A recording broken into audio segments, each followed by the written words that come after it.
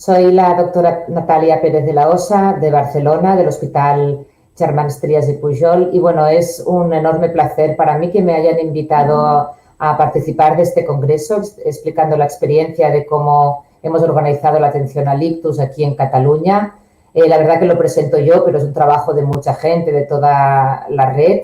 Pero bueno, encantados de poder compartir nuestra experiencia y si además puede servir de ayuda para compartir diferentes impresiones, pues muchísimas gracias por esta oportunidad.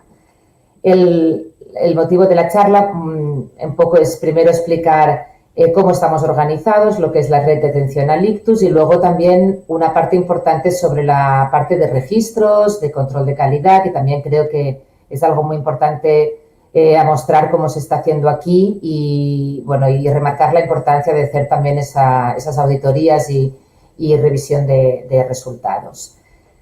Esto es un mapa de Cataluña, está localizado en el noreste de España, es un territorio con unos 7,5 millones de habitantes que tiene una alta densidad, pero vemos aquí en el mapa de la derecha solamente en las áreas de Barcelona y alrededor de Barcelona, que es esta zona más roja. Más de la mitad de la población de Cataluña vive en esta zona y en cambio hay 3 provincias más, Girona, Lérida y Tarragona, donde la densidad de población es muchísimo menor, aunque también hay mucha variabilidad en función de la época del año. Entonces, bueno, esta es nuestra situación poblacional y este es el mapa de centros de atención al ictus en Cataluña. Aquí hemos dividido 4 niveles de atención al ictus. En primer lugar, los centros en rojo son los centros terciarios que pueden ofrecer toda la gama de tratamientos en cualquier momento del día, las 24 horas, y son hasta ahora todos ellos localizados en Barcelona, son 6 centros. Luego hay unos hospitales, las capitales de las provincias, que son centros primarios, pero que pueden ofrecer tratamiento con trombectomía porque han ido añadiendo esta posibilidad en un horario laboral y que quizás se va ampliando poco a poco, pero que no pueden cubrir las 24 horas y los fines de semana, de manera que estos pacientes que requieren trombectomía tienen que mandarse y trasladarse a un centro de Barcelona. Luego tenemos algunos hospitales en amarillo que son primarios, simplemente tienen un neurólogo 24 horas con unidad de ictus, pueden ofrecer tratamiento trombolítico, pero no trombectomía.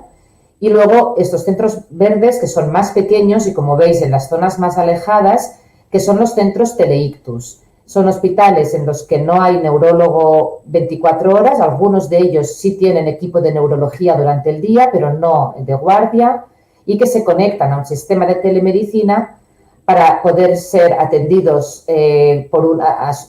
acompañados por un neurólogo a distancia en la toma de la decisión del tratamiento trombolítico. Estos hospitales pueden administrar tratamiento trombolítico, pero con ayuda de un neurólogo a distancia.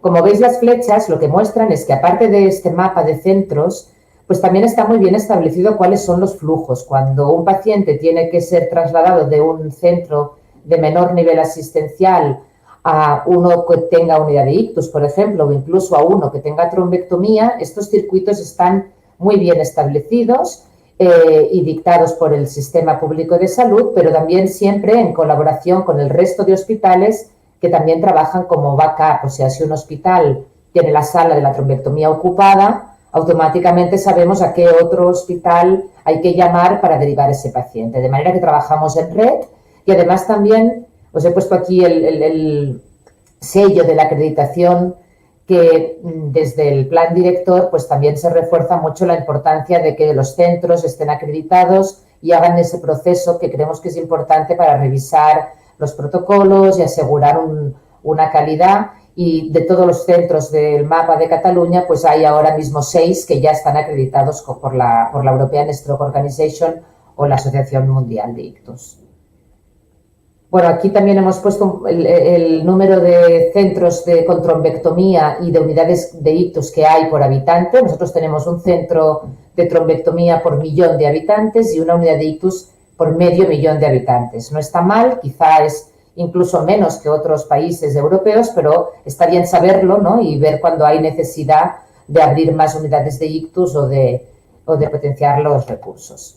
Esto no ha sido así desde el principio y también os quería explicar un poco la historia, que es importante para ver un poco cómo, partiendo de algo, luego pues se puede ir evolucionando, ¿no? Hace unos años atrás, lo primero que se organizó es el sistema de código ictus y todos los pacientes con una sospecha de un ictus eran atendidos en aquel momento 13 hospitales de Cataluña. Luego esto fue evolucionando, se abrieron los primeros hospitales en conexión al teleictus, apareció la trombectomía, que se hacía inicialmente solo en Barcelona, luego, como hemos visto, ahora ya se está empezando a hacer en las provincias y así pues vamos avanzando, creando esta red y cada vez pues ajustándolo también en función de la evidencia científica que va apareciendo. Y algo muy importante creo también es que nos ha ayudado mucho a consolidar esta red es el participar en estudios clínicos de ámbito territorial, en el que todo el mundo esté participando, todo el mundo se sienta implicado y esto ha ayudado mucho a que esta red funcione bien, ¿no? Entonces, aquí en Cataluña hace unos años se llevó a cabo el estudio Revascat, que fue uno de los que demostró el beneficio de la trombectomía y bueno, fue una muy buena experiencia en colaboración con todos los hospitales y a mejorar los flujos de pacientes. Y ahora recientemente también hemos llevado a cabo el estudio RAISCAT, que estudia más los circuitos de dónde hay que trasladar un paciente y simplemente decir que creemos que cuando hay también un motivo que mueve a todo el mundo, ¿no? A todos los profesionales, como es el poder ofrecer una evidencia científica, también esto ayuda a consolidar y a que la red sea muy eficaz. Entonces, en primer lugar, el primer punto importante de organizar es la coordinación con el sistema de emergencias médicas, aquí lo llamamos el SEM, porque es la vía que la mayor parte de la población, como mínimo aquí en Cataluña, pues es la vía de acceso cuando una persona está sufriendo un ictus, ¿no? El 60-70% de la población aquí en Cataluña, cuando tiene un ictus, llama al SEM. No todos, pero es la vía más frecuente. En este sentido, pues los objetivos de un sistema de emergencias médicas es identificar bien los pacientes con un ictus. Para eso hay muchas herramientas, como puede ser la Sensinati, la escala FAST, ¿no? Simplemente identificar cuándo hay un ictus, coordinarse con el centro de coordinación para determinar a qué hospital es al que le toca ir a ese paciente, llamar al hospital, ese preaviso es muy importante, ¿no? Aquí tenemos una doctora recibiendo la llamada, de manera que ya puede poner en marcha todo lo necesario para que a la llegada del paciente luego todo fluya rápido, ¿no? Dentro del hospital. Así que esa notificación es muy, muy importante. Nosotros aquí tenemos mucha suerte porque el sistema de emergencias médicas depende del sistema público de salud y tenemos un solo centro coordinador que sigue los mismos protocolos, la misma formación, que esto en otros países pues a veces tienes que trabajar con diferentes empresas en función del área. Aquí tenemos suerte porque está todo muy centralizado y siguiendo todas las normativas también del Departamento de Salud. También una cosa característica de nuestra experiencia es que la gran mayoría de los códigos ictus son atendidos por técnicos sanitarios que identifican el paciente con ictus, recogen la información, pero no son paramédicos ni médicos, no pueden insertar una vía periférica ni administrar ningún tratamiento. Entonces, en este sentido, nosotros estamos limitados a la hora de poder empezar tratamientos en la fase prehospitalaria o incluso colocar una vía periférica. Eso es algo que la mayoría de veces hay que hacerlo una vez el paciente llega al hospital. Los criterios de código ictus, pues eso cada territorio puede variar, pero nosotros pues no tenemos un límite de edad, porque sabemos que el tratamiento, si hay una buena situación previa de funcionalidad, pues puede ofrecerse a todo el mundo. Entonces eso sí que se valora si el paciente era capaz de hacer las actividades de la vida diaria de forma independiente sin ayuda de terceras personas. Eso es un criterio de activación de código ictus. Y el tiempo de evolución desde el inicio de los síntomas de menos de 24 horas o que sea de inicio desconocido, que nadie haya presenciado el inicio, en ese caso también activamos el código ictus. Lo bueno es que esto está escrito en una norma, ¿no? En una instrucción del Departamento de Salud, de manera que es bueno, para todo el territorio se tienen que seguir los mismos criterios, es una instrucción que se va revisando, pero que es válida para todo el mundo igual, no depende de cada hospital. Aquí os muestro lo que comentábamos, que al menos en nuestra experiencia, pues la población está muy concienciada y el 60% llaman a los sistemas de emergencias médicas. aunque la activación de código ictus también se puede hacer desde hospitales más pequeños, a veces desde ambulatorios, ¿no?, de atención primaria. La población a veces también consulta de forma espontánea a hospitales. Algo que añadimos en nuestro sistema de código ictus es una escala de valoración clínica de la gravedad del ictus.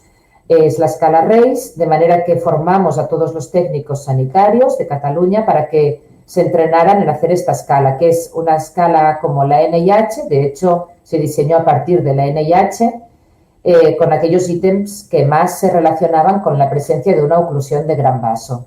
Entonces se seleccionaron 5 ítems y luego lo hemos validado y vemos que valorando estos 5 ítems y con una puntuación total entre 0 o 9, se puede a nivel prehospitalario valorar bien la gravedad del ictus, identificar a aquellos que tienen más probabilidad de tener una oclusión y que puedan necesitar una trombectomía. Hace ya tiempo que la publicamos, la validamos y luego la hemos implementado durante todo este tiempo, pues con un trabajo muy insistente de hacer formación, de ir repitiéndola, pero finalmente pues ya es una herramienta más incorporada en el protocolo de código ictus que nos beneficia tanto a los centros cuando vamos a recibir el paciente, que se nos ofrece esta información, como los propios técnicos del sistema de emergencias médicas, pues también tienen una herramienta más que les empodera, ¿no?, de poder valorar ese paciente con un poco más de exactitud. La escala RACE, como os decía, va del 0 al 9 y nosotros escogemos un punto de corte de 5 o más para identificar a aquel paciente que pueda tener una oclusión de gran vaso, pero lo bueno es que es toda una gradación de puntos, de manera que si quieres ser un poco más específico y perder un poco de sensibilidad, es decir, que puedan escaparse algunas oclusiones, pero que cuando el test, la escala es positiva, la probabilidad de oclusión sea muy segura, pues puedes utilizar un punto de corte mayor, ¿no? Y al contrario. Entonces es una escala que permite un poco jugar quizá con el punto de corte y además sobre todo que da una información de gravedad, ¿no? Cuando simplemente por dar esta información el médico que va a recibir el paciente pues ya puede esperar un paciente muy grave si te dicen que tiene una escala RACE de 7, 8 o 9, o si te dicen que tiene una escala RACE de 1, pues ya sabes que va a ser un ictus minor, ¿no? Entonces vas un poco ya más preparado. Entonces es muy importante también el identificar los pacientes con ictus, evaluarlos con una escala de gravedad y luego la información, la transmisión de esta información entre el centro de coordinación del SEN y los hospitales, ¿no? Dar de forma estructurada la información relevante, ni demasiada información ni demasiada poca, ¿no? Todo lo que pueda ser relevante para tomar las decisiones de forma rápida. Y esto permite, pues, a nivel intrahospitalario, pues ya vas avisando a todo el equipo implicado, el radiólogo, la unidad de ictus, el intervencionista. Puedes empezar a hacer trámites administrativos para abrir ya el historial del paciente, que cuando llega el paciente no se tenga que perder tiempo en todas las actividades que se puedan haber hecho antes de que el paciente llega, ¿no? Entonces, cuando llega el paciente, si se puede ir directamente al TAC y ya entonces directamente hacer la neuroimagen y empezar el tratamiento, pero, por ejemplo, haber podido revisar antes la historia y ver un poco más datos antes de que llegue el paciente. Aquí en Cataluña, también no lo he comentado, pero utilizamos un sistema de historial médico electrónico y compartido. Desde cualquier hospital de la red pública podemos acceder a toda la información médica de todos los pacientes que estén censados aquí en este territorio. Entonces, eso facilita mucho el tener toda la información. Respecto al teleictus, también os hemos comentado que algunos hospitales están capacitados para ofrecer el tratamiento en el ictus agudo, incluso el tratamiento trombolítico, guiados por un neurólogo.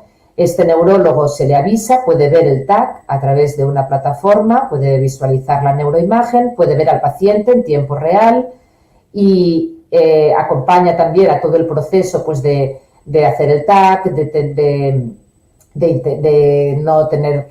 no esperar, por ejemplo, el resultado de las plaquetas o no tener que hacer un electrocardiograma antes de dar el tratamiento trombolítico, ¿no? O sea, ayuda un poco a acelerar el proceso para que se pueda administrar el tratamiento lo antes posible y luego ya continuar el estudio con el electrocardiograma y con todo lo que haga falta y decidir si ese paciente se tiene que trasladar a otro hospital.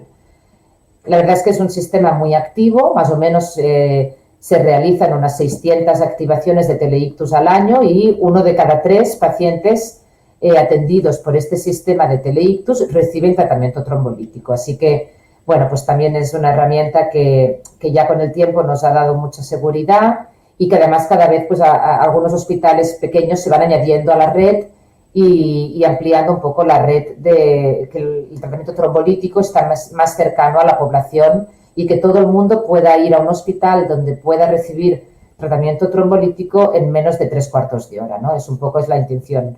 No tenemos territorios mucho más lejanos, ¿no? Pero sí que hay algunos territorios remotos que como mínimo pues en menos de 1 hora o 3/4 de hora puedan ir a uno de estos hospitales.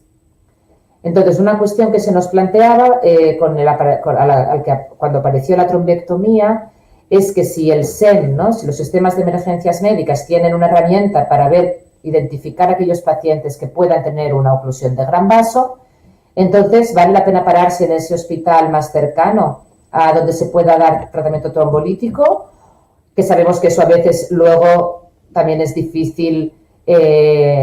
Una vez entra el paciente al hospital, volver a poner en marcha un traslado secundario. Sabemos que eso comporta muchas veces una pérdida de tiempo. Para no perder ese tiempo, la alternativa que pudiera ser mejor sería trasladarlo directamente a un hospital donde ya le vayan a poder hacer la trombectomía, aunque ese hospital quizá está 1 hora o 2 horas más lejos, ¿no? Esa es un poco la pregunta.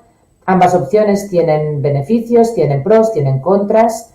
El pararte en el hospital más cercano pues permite empezar antes el tratamiento trombolítico, hacer un traslado al centro de trombectomía solo cuando realmente es necesario, habiendo hecho ya un TAC, habiendo descartado una hemorragia y habiendo visto que hay una oclusión susceptible de una trombectomía, y de esta manera evita la sobrecarga de los centros terciarios y evita también traslados largos que igual pueden ser innecesarios.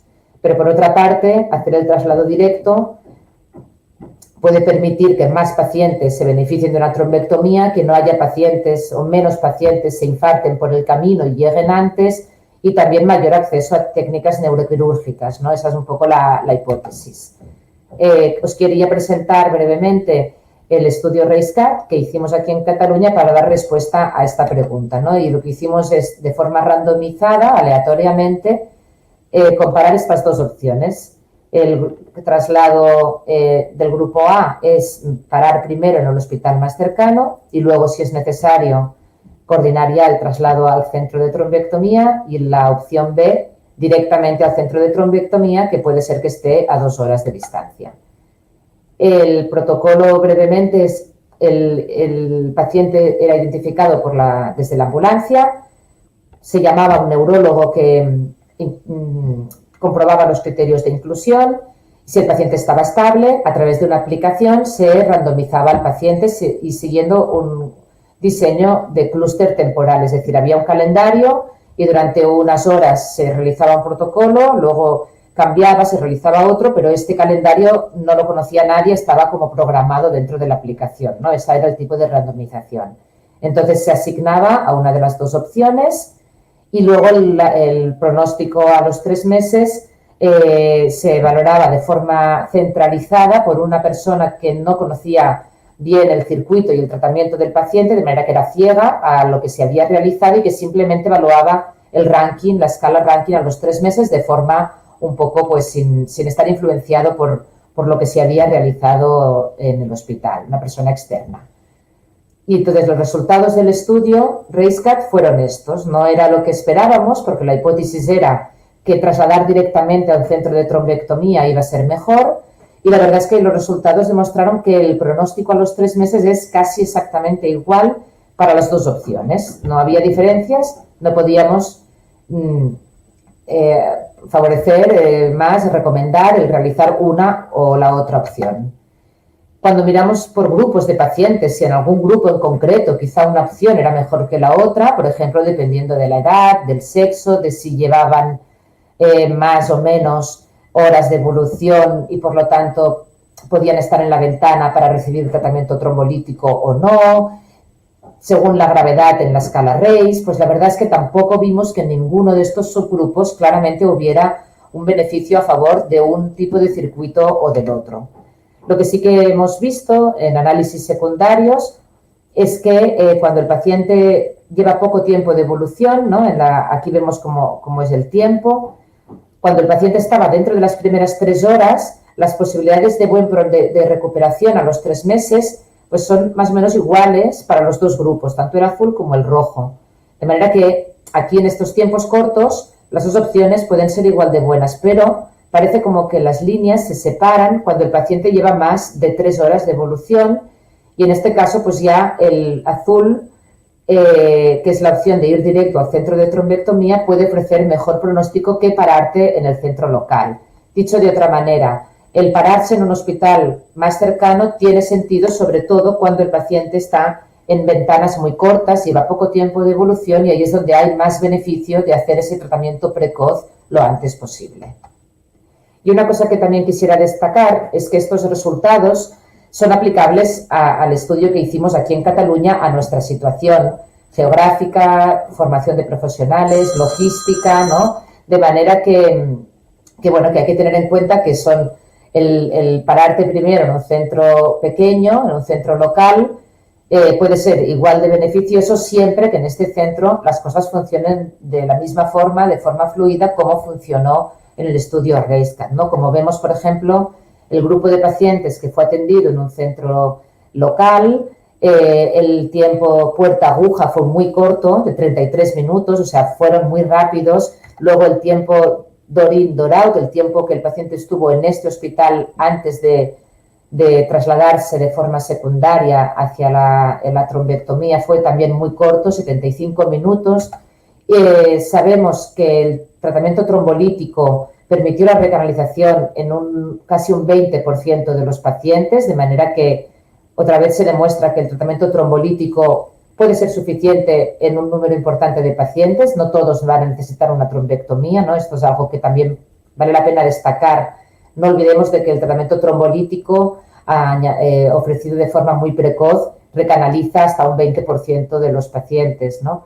Y luego, una vez llegaron al centro de trombectomía, también todos los circuitos fueron muy rápidos, de manera que al final la diferencia hasta que la recanalización del trombo en aquellos pacientes que tenían una oclusión, tanto si pararon primero en un hospital como si fueron directos, no llegó a ser de más de 1 hora, ¿no? Entonces, esa es la conclusión, que el modelo de Drip and Ship, el pararte primero en un hospital pequeño, tiene beneficio, pero bueno, siempre que se haga de una forma muy coordinada, muy rápida y consiguiendo unos tiempos muy efectivos, ¿no? Esa coordinación entre todos los profesionales es básica para que el sistema funcione. En caso contrario, en centros con menos experiencia, en los que cuesta mucho que el proceso se haga rápido, pues quizás sí que entonces vale la pena ir directo a un hospital con mayor capacidad.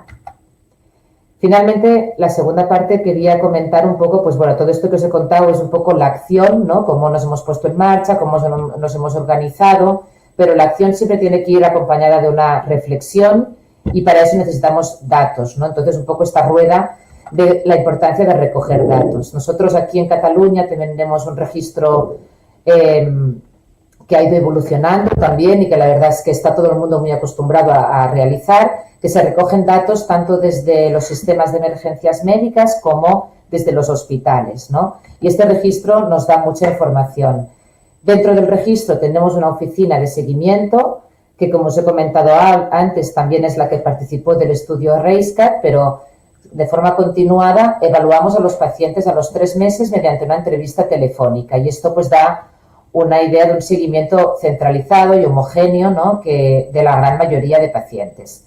Algo muy bueno es que este registro reporta resultados a través de una página web que está abierta, es accesible para todo el mundo, que se actualiza de forma semanal y que es muy importante para que los propios centros, los profesionales, se vayan comparando, vayan viendo cómo están respecto al año anterior, respecto a otros hospitales, y esto es una manera de feedback, ¿no? De refuerzo también para ir viendo cómo mejora y todos los hospitales que atienden ictus pues están muy motivados a incluir los datos para poderse ver reflejados en estos informes, ¿no? En estas newsletters. Os invitamos a verlas, están abiertas, como os decía, y cualquier duda que queráis ir más a fondo, pues también quedo a vuestra disposición para lo que haga falta, ¿no? Entonces, simplemente unos ejemplos de lo que este informe nos muestra, por ejemplo, pues el número de tratamientos en cada barra es un hospital, ¿no? Tú puedes ver si tú eres de los hospitales que estás haciendo más trombectomías o el segundo, o cómo estás haciendo. Vemos, por ejemplo, en global también cómo han ido incrementándose el número de trombectomías en rojo, ¿no? A lo largo del tiempo. De todos modos, estos datos, yo creo que algo bueno es que los miramos a nivel de hospital y los hospitales se miran a sí mismos, pero luego siempre sirven para mirarse a nivel global. No es una intención de competir, ¿no? Sino de ver cómo estás haciendo las cosas y luego también de ver los datos de forma global. Otros datos que nos demuestra el registro son datos de los tiempos, ¿no? Registramos el puerta aguja, el puerta punción de todos los hospitales y puedes ir viendo cómo estás. Vemos, por ejemplo, a lo largo de los años cómo han ido mejorándose poco a poco los tiempos y datos de resultados clínicos, sobre todo de los pacientes que reciben tratamiento trombolítico o trombectomía. Pues tenemos los datos de transformación hemorrágica, de mortalidad, de recanalización. Y bueno, pues es una fuente de datos muy importante. Aparte de ese registro que es continuo y que se hace de forma diaria, el registro del código ictus, también otra fuente de datos son los audits, las auditorías que hacemos periódicamente en todos los hospitales, ya no solo de los códigos ictus, sino de todos los ictus. Y este es un trabajo que se hace muy pivotado por enfermería, ¿no? Entonces también enfermería participa de ese control de calidad. Hemos hecho 5 a lo largo del tiempo, el último se hizo hace justo el 2019 y simplemente para mostraros que estos datos también nos permiten ver puntos de mejora, ¿no? Se identifican una serie de indicadores de calidad que pueden ser los típicos, ¿no? De si se hace test de deglución, por ejemplo, vemos cómo lo hemos ido mejorando a nivel global. Pero aquí podemos identificar un indicador que parecía que estaba mejorando, pero que de este último corte hemos visto que hemos empeorado mucho, que es la valoración del estado de ánimo del paciente durante su ingreso. Entonces, esto nos obliga a revisar este tema, ver que es importante y hacer esfuerzos para mejorar ese indicador en concreto, siempre a nivel global. Y eso va acompañado de una formación, ¿no? También cuando identificamos puntos de mejora, pues hacemos formación desde el plan director a nivel de todo el territorio, tanto dirigida a enfermería, que hay un curso que se va repitiendo cada año, como a veces pues jornadas más concretas, que muchas veces pues también con ayuda de iniciativas como Angels Initiative, que la verdad es que nos ayuda mucho a ofrecer esta formación de una forma masiva. Es una manera de reconocer los centros, ¿no? Todo el recoger estos audits y los indicadores nos ha permitido también poder acceder a los premios Angels y 8 hospitales recientemente han recibido este reconocimiento, que es algo que también es un punto de motivación. Y finalmente, otro aspecto que creemos que motiva mucho a todos los hospitales, especialmente aquellos con más interés en publicar y en hacer investigación clínica, es que todos estos registros están a disposición de todos los investigadores. Se hace de forma, un procedimiento para hacer una solicitud con un comité de ética y se ofrecen los datos de forma anonimizada, pero de todo el territorio de Cataluña, de manera que podemos tener pues datos, por ejemplo, ahora mismo de más de 5.000 trombectomías y esto genera pues mucha investigación clínica y muchas publicaciones. Entonces, esto también creemos que es algo en beneficio de los profesionales que están motivados a participar de los registros porque saben que luego van a poder acceder a estos datos. Igualmente, bueno, siempre faltan cosas por hacer. Nosotros ahora nos hemos fijado mucho en el reciente Plan Europeo de Ictus, lo que dicta, y estamos pues también revisando qué aspectos nos faltan por organizar y por mejorar. Tenemos muy bien organizado todo el código Ictus, pero seguramente no tanto pues la fase de acompañamiento después del alta, la rehabilitación, así que bueno, siempre hay cosas que mejorar. Y para eso finalmente pienso que hay 3 puntos claves, ¿no? Uno es el trabajo en equipo, que todo el mundo se sienta implicado. desde atención primaria, SEM, hospitales, todo el mundo, ¿no? Enfermería, médicos, y que motivados y que tengan un lugar para poder explicar su experiencia y tomar las decisiones un poco entre todos, aún así coordinados desde un plan nacional que dirija un poco pues las líneas. La formación continuada creemos que es muy importante siempre, esto también es la capacitación de los centros y de los profesionales y finalmente, evidentemente, es muy importante también la relación y el soporte por las autoridades sanitarias, por sistemas técnicos, por las entidades y bueno, esa parte también es imprescindible para que un plan de atención al ictus pues funcione y tenga margen para poder mejorar las cosas. Así que muchísimas gracias por vuestra atención